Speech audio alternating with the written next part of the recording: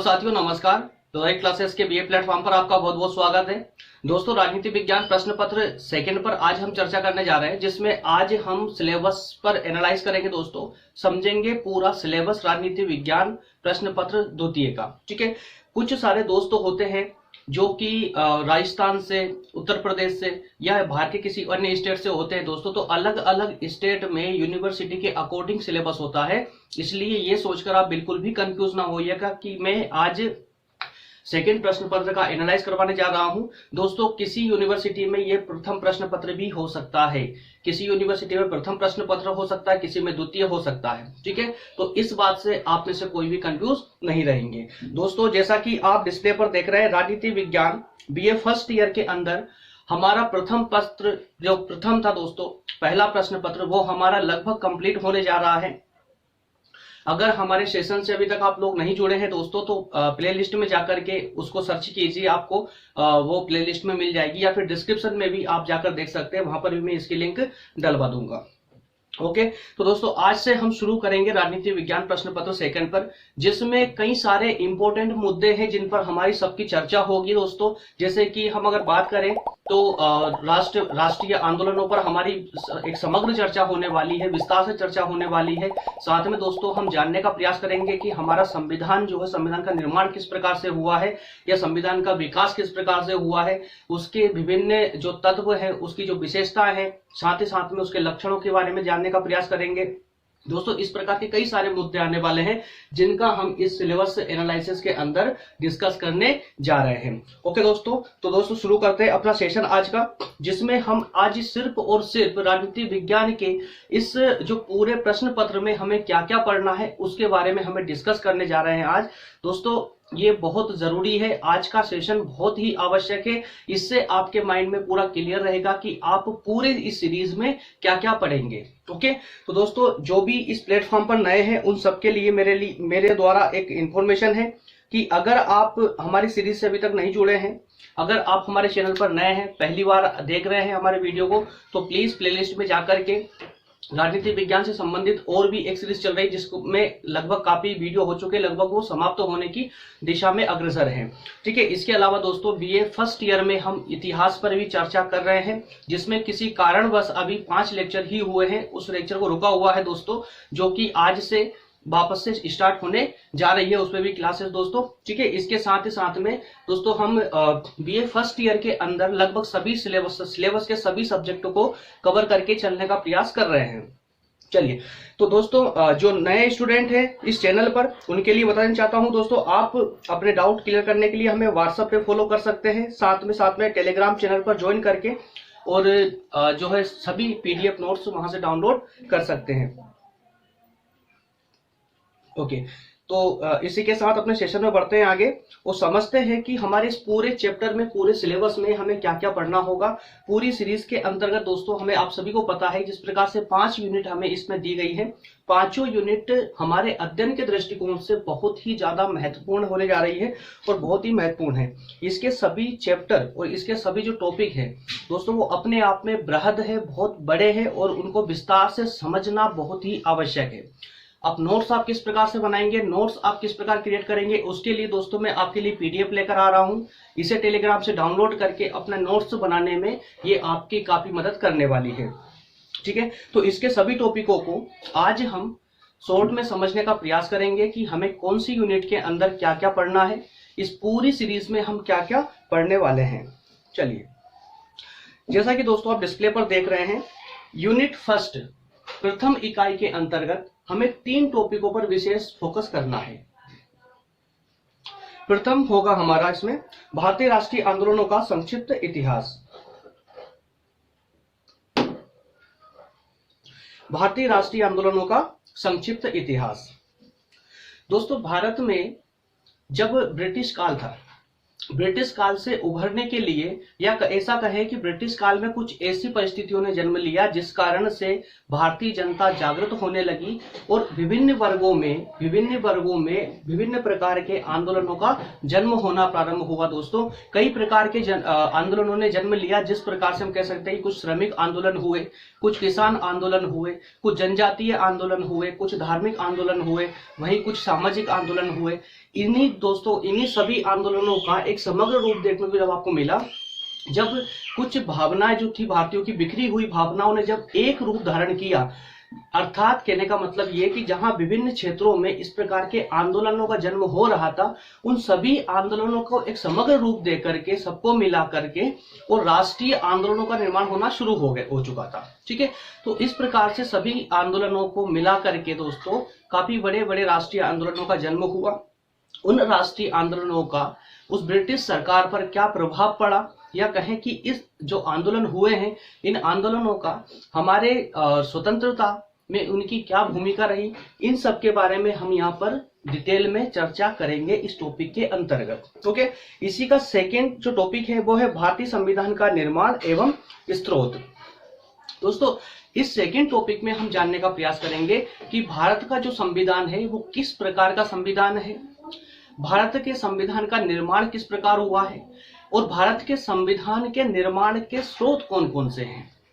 अगर हम ऐसा कहें कि क्या हमारे संविधान निर्माताओं ने या हमारी संविधान सभा ने संविधान का निर्माण करते वक्त क्या उन्होंने स्वयं इस संविधान का निर्माण किया है, क्या सिर्फ संविधान सभा में उपस्थित सभी जितने भी विद्वान लोग थे, क्या ये संविधान पूरा सिर्फ और सिर्फ उनके दिमाग की उपज थी, या फिर किसी अन्य देशों के संविधानों का भी इसके अंतर्गत जो है दोस्तों समाकलन किया गया है, समाहित है।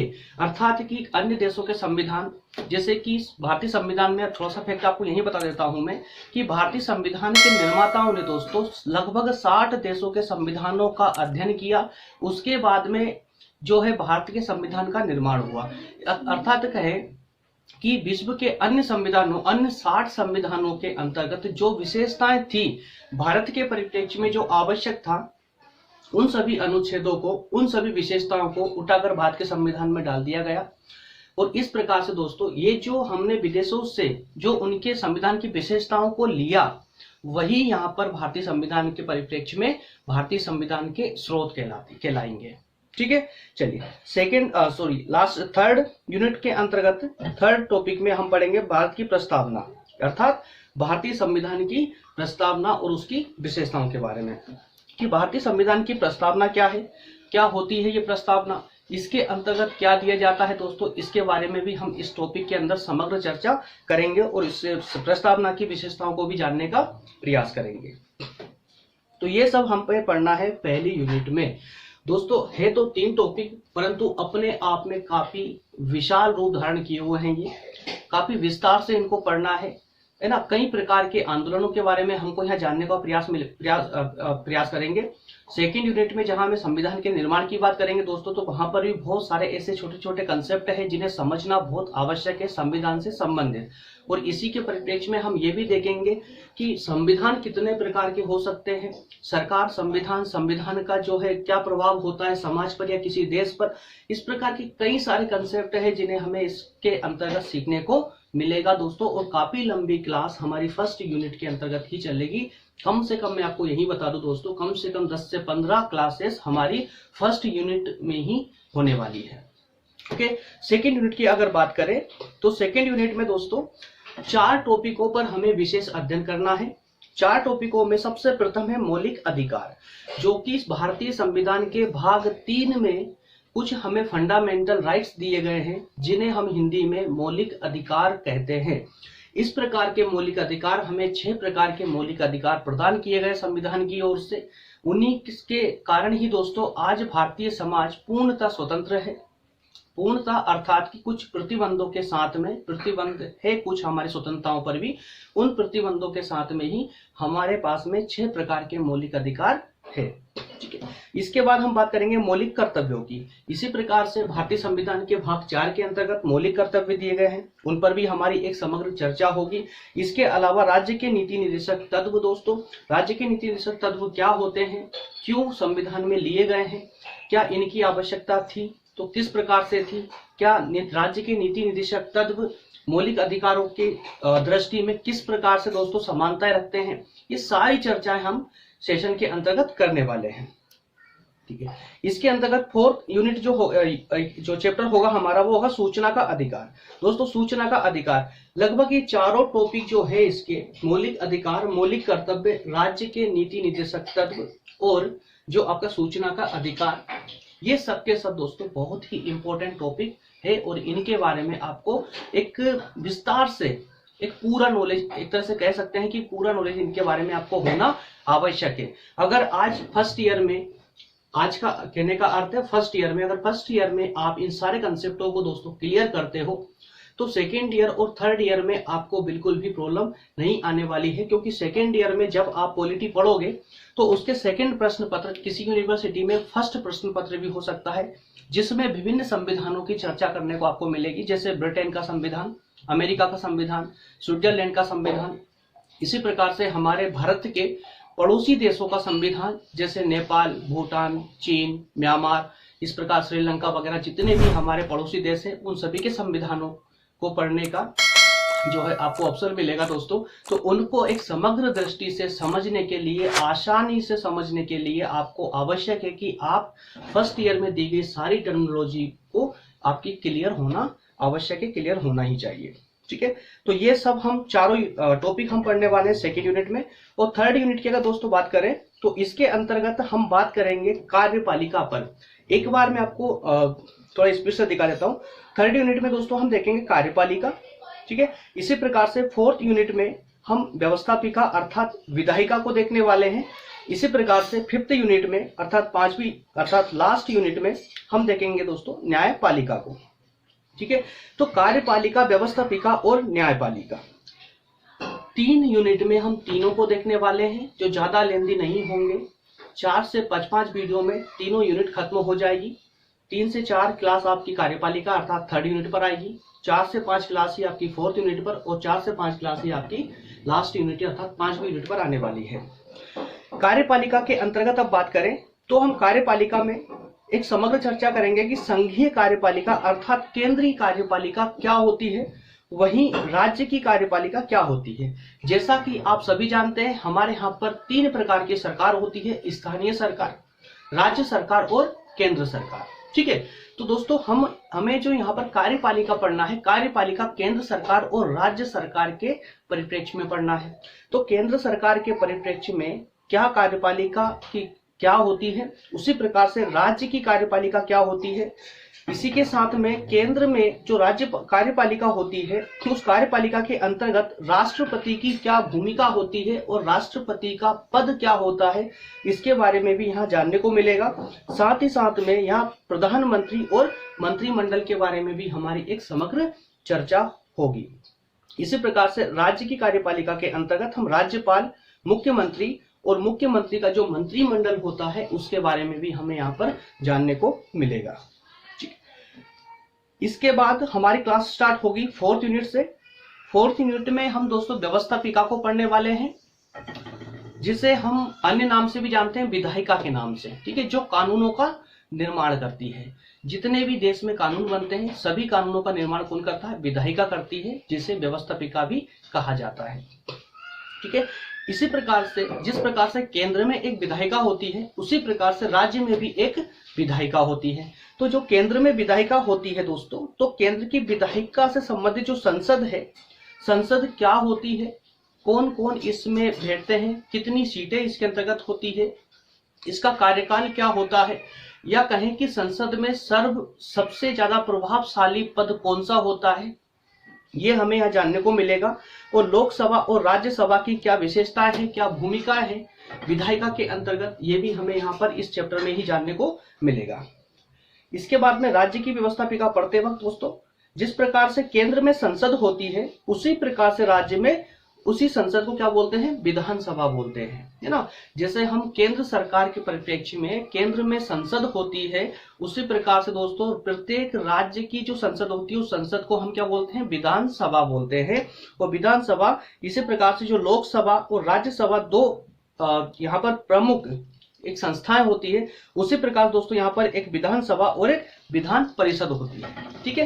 तो जो लोकसभा और राज्यसभा दोनों मिलकर के विधायिका का कार्य करती है, ठीक है। उसी प्रकार से यहाँ विधानसभा राज्यों में विधानसभा और विधान परिषद भी संसद का ही कार्य करती है, ठीक है। इसके बाद में लास्ट जो हमारा यूनिट रहेगा वो है न्यायपालिका से संबंधित। न्यायपालिका के अंतर्गत आप अच्छे से समझते हैं दोस्तों, न्यायपालिका क्या होती है।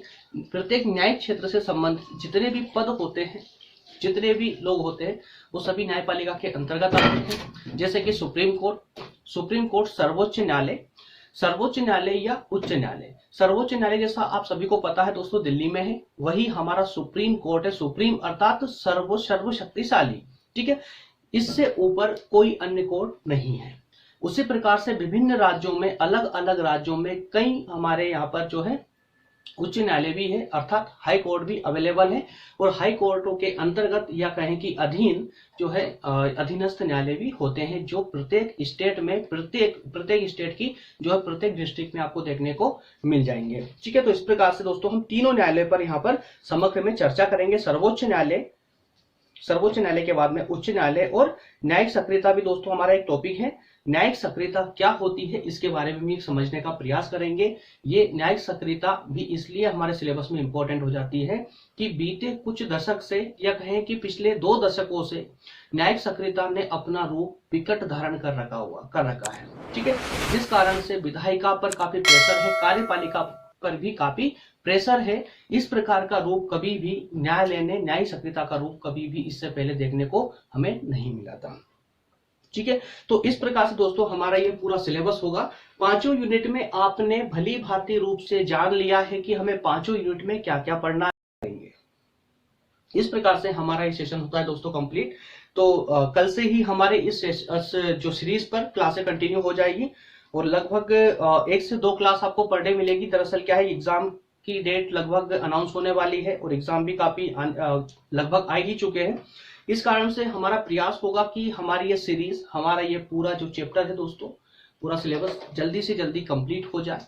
और इसी के साथ में जो हमारी कुछ क्लासेस रुकी हुई है हिस्ट्री की, वो भी अब कंटिन्यू हो जाएगी, आज से ही हो जाएगी दोस्तों। लगभग 1 क्लास आपको आज मिल जाएगी। इसके बाद में कल से 1 से 2 क्लास कम से कम आपको डेली प्रत्येक सिलेबस, प्रत्येक सब्जेक्ट पर आपको डेली मिलेगी, ठीक है। जिसके आधार पर आप अपने कंप्लीट कर सकते हैं। बस आप ही लोगों से एक ही गुजारिश है दोस्तों, जिस प्रकार से मैं आपके लिए मेहनत कर रहा हूं उसी प्रकार से बस मैं आपसे एक ही चीज मांगता हूं कि बस वीडियो को, जो अगर वीडियो पसंद आता है दोस्तों तो इसको लाइक करते रहे, अपने दोस्तों के साथ शेयर करते रहे, जिससे कि हमारे इस वीडियो का फायदा और भी दोस्त उठा पाए जिन तक ये सुविधा नहीं पहुंच पा रही है। जैसा कि आप सब जानते ही हैं कि जो फैसिलिटी मैं बीए वालों के लिए प्रोवाइड कर रहा हूं यूट्यूब पर एकदम निःशुल्क क्लासेस के तौर पर, इस प्रकार की फैसिलिटी दोस्तों पूरे यूट्यूब पर आपको कहीं भी देखने को नहीं मिलेगी। आपके डाउट सेशन के लिए कमेंट बॉक्स भी खुला हुआ है। इसके अलावा व्हाट्सएप फैसिलिटी मैंने आपको दे रखी है। नोट्स के रूप में पीडीएफ भी आपको मैं प्रोवाइड कर रहा हूं। जिस किसी मित्र को पूरे इस एनालिसिस में कोई डिफिकल्टी फेस करनी पड़ी हो या फिर कोई डाउट हो तो मुझे कमेंट करके जरूर बताइएगा। मिलते हैं हम क्लास में, तब तक के लिए थैंक यू, धन्यवाद।